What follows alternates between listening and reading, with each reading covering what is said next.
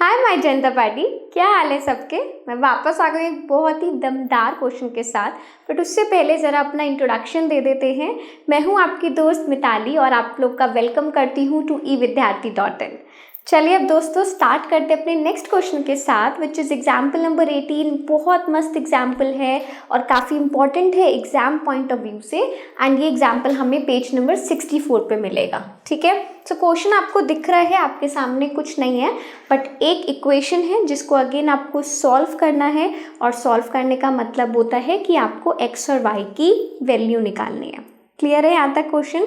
अब कैसे सॉल्व करेंगे, सॉल्व करना हमारे ऊपर है। ये लिबर्टी हमें मिली हुई है कि हमें जो भी मेथड पसंद है, चाहे आप क्रॉस मल्टीप्लिकेशन से करो, एलिमिनेशन से करो, सब्स्टिट्यूशन से करो, आप जिस मर्जी मेथड से करो, आपको बस सही वैल्यू निकालना है। ठीक है, सो मैं यहाँ पर अब क्या करने वाली हूँ, सबसे पहले तो ये डिनोमिनेटर को मैं चेंज करूँगी। डिनोमिनेटर को चेंज करने के बाद हम लोग डिसाइड करेंगे कि हम इस इक्वेशन को किस मेथड से सॉल्व करने वाले हैं। क्लियर है, चलो तो अब हम क्या करते हैं, हमें पता है कि हमें 1/x-1, तो मैं आपके लिए एक बार यहाँ पर लिख देती हूँ, लेट 1/x-1 बी p। इसको हमने p ले लिया और इसी तरीके से 1/y-2, y-2 को हम क्या ले लेंगे, q ले लेंगे।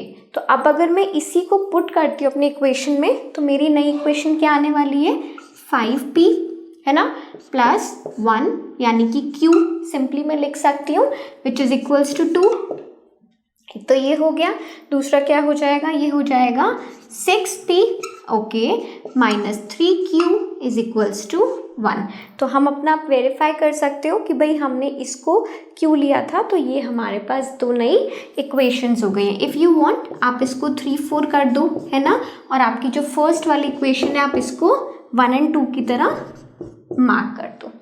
क्लियर है, अभी तक कोई रॉकेट साइंस वाली बात हमने नहीं करी है कि जो सर के ऊपर से चले जाए। सिंपल मैंने सिर्फ p और y को x-1 और y-2 को सब्स्टिट्यूट करा है। अब बात आती है कि भाई बताओ आप इस इक्वेशन को कैसे सॉल्व करना चाहते हो, है ना।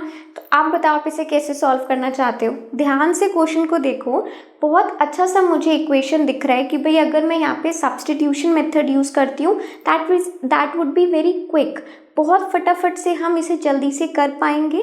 आप यहाँ पे एलिमिनेशन भी यूज़ कर सकते हो, बट मैं क्योंकि आपको पहले एक बार एलिमिनेशन सिखा चुकी हूँ तो यहाँ पर मैं आपको एक सब्स्टिट्यूशन से करके दिखाती हूँ। ठीक है, सो मैं क्या करने वाली हूँ, बाय इक्वेशन 3। अगर हम अपनी इक्वेशन 3 को देखें, यहाँ पर हम उसे लिख देते हैं। बाय इक्वेशन 3 हम q का वैल्यू निकाल सकते हैं ना। क्या वैल्यू होगा, 2-5p। तो ठीक है, 2-5p कर दिया। अब हम इसको कहाँ पुट करने वाले हैं, अब हम इसको अपने नेक्स्ट इक्वेशन में पुट करेंगे। ठीक है, सो पुटिंग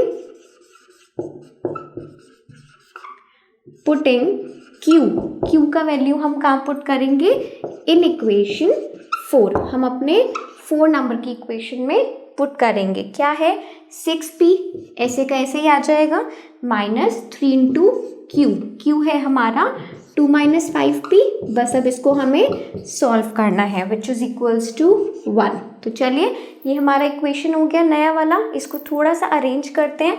तो यहाँ पर 6p -6 माइनस प्लस 3 × 5 15। तो यहाँ क्या आ गया, 15p इक्वल्स टू 1। अब आप लाइक टर्म्स को अगर सॉल्व करोगे तो 6 + 15 कितना हो जाएगा, 21p हो जाएगा। और अगर मैं -6 को उधर लेके जाऊंगी इट विल बी 7, है ना। तो आपको क्लियरली दिख रहा है कि p हमारा कितना आ जाएगा, 7/21 विच इज इक्वल्स टू 1/3। तो मेरे पास p आ गया। बिल्कुल इसी तरीके से हम क्या कर सकते हैं, देखो अगर हमारे पास p आ गया तो हम सबसे पहले सोचेंगे कि हम अपना x निकाल सकते हैं। तो बिल्कुल आप x निकाल सकते हो, बट साथ ही साथ आपको q भी सॉल्व करना है और q के साथ साथ फिर आपको y की वैल्यू निकालनी है। ठीक है, तो सबसे पहले मैं क्या कर रही हूँ ना, आपको पूरा ये सॉल्व करके दिखाती हूँ x तक। अब p आ गया हमारे पास 1/3, तो p हो गया 1/3। और p किसके बराबर है, p हमारे बराबर है 1/x-1 के। तो अब ना बस इतना सा पार्ट को ध्यान से देखो। तो आपको क्या दिख रहा है, हमें ये दिख रहा है कि हमारा जो x-1 है वो किसके बराबर है, वो बराबर है हमारे 3 के। तो यहाँ पर क्या हो जाएगा 3 + 1 विच इज़ इक्वल्स टू 4। दिख गया ना। तो यहाँ पर x का मतलब क्या हो गया, x का मतलब है, x का वैल्यू है 4। बिल्कुल इसी तरीके से जब आप q को सॉल्व करोगे, है ना, मैं यहाँ पर आप लोगों के लिए लिख देती हूँ।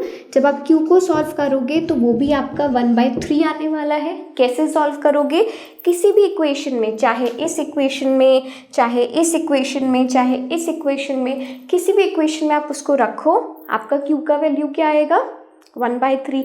अब अगर मैंने q का वैल्यू बता दिया तो हम यहाँ से फाइंड करते हैं, ठीक है। सो हमारा q जो है वो किसके बराबर है 1/y-2 के बराबर है, और ये है हमारा 1/3, है ना। तो अब हमें फिर से किसको देखना है, हमें सिर्फ ये दो टर्म्स को देखना है। तो हम क्या बोल सकते हैं कि y-2 किसके इक्वल है 3 के इक्वल है। यहाँ से अगर आप y निकालोगे तो कितना आ जाएगा 3 + 2 विच इज़ इक्वल्स टू 5। तो y हमारे पास आ गया 5 और x हमारे पास आ गया 4, है ना भाई, क्लियर हो गया। तो इस तरीके से आप x और y की वैल्यूज फाइंड कर सकते हो, and this is how we have to solve these particular equations. Clear है आप लोगों को। चलिए मिलते हैं अपने नेक्स्ट एग्जाम्पल के साथ। तब तक के लिए everyone just take care, stay healthy, happy learning everyone, bye bye.